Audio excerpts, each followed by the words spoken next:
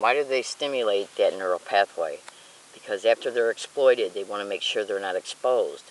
So they stimulate this one using remote neural monitoring. Yeah. Whenever a neural pathway is created through classically conditioned staged incidences that will steer a target to places that they're infested in, and as a result, certain rewards are given to a target, and that is only done to get a target to cooperate and eventual thought processes of loyalty so they can continue to eat. These cooperation neural networks, which are thoughts and behaviors, motor cortex associated behaviors is one neural pathway. They identify and mark it using remote neural monitoring. They then assign a number to the resonance frequency of it in order to be able to then stimulate it back into current consciousness on any date to be brought back into current consciousness to be rethought out and reacted upon. So in other words, to keep a target running to them so they don't expose the crime.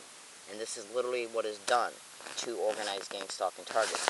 When you go to Macy Monroe, she's a congressional candidate in Beverly Hills.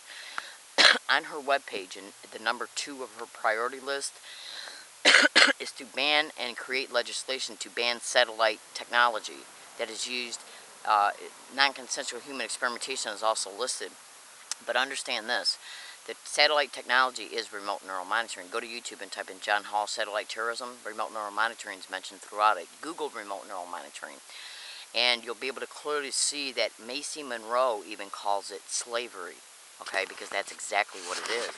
As a result of these classically conditioned neural pathways, what they do is they're deliberately and intentionally classically conditioned, created, reinforced, and then identified and marked using remote neural monitoring in order to exploit the attributes that are in each neural pathway. Attributes that they classically and deliberately with total malice aforethought created in order to get a target to wear them down and wear them out for financial exploitation and sexual exploitation. And whenever a target tries to expose them, what they do then is will stimulate this one to literally get a target to run back to them. And I'm talking about who are them. They are the social services workers, the members that are infested within the community that are connected to churches and charities, because that's and Salvation Armies even, yeah, because that's where food banks and everything are, yeah.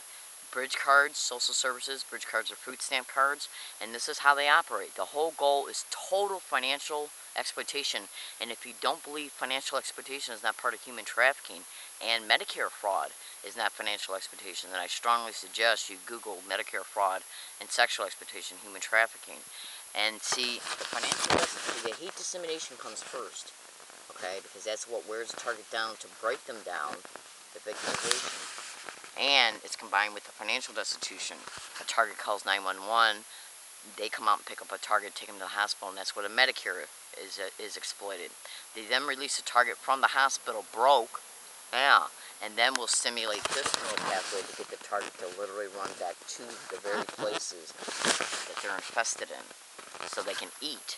Yeah, it's all about mind control, exploitation, and then cooperation to make sure that the exploitation is not exposed. And this is why Macy Monroe calls it slavery. It's nothing but neural slavery. It literally can literally control you to not only exploit you, but then to actually run back to the perpetrators who are exploiting you. It's called classically conditioned twin door. And the reason why I call them doors is because the door is the entrance to the neural pathway of each one. And these both 2 neural pathways are contrasting to each other. One is for the exploitation, and the other one is for the cooperation, for the eventual exploitation. Because these are first created to dupe a target into believing they're going to get help. But at the end of the neural pathway of what actually happens to them once they run to them as a result of believing that if they cooperate they'll get help, what happens at the end of the, in reference to when a target enters the environment, okay, where they have gotten help from, the tail end of what happens to them in this environment leads back to the exploitation, okay? It's nothing but a neural pathway to get a target to run back to them for exploitation, okay?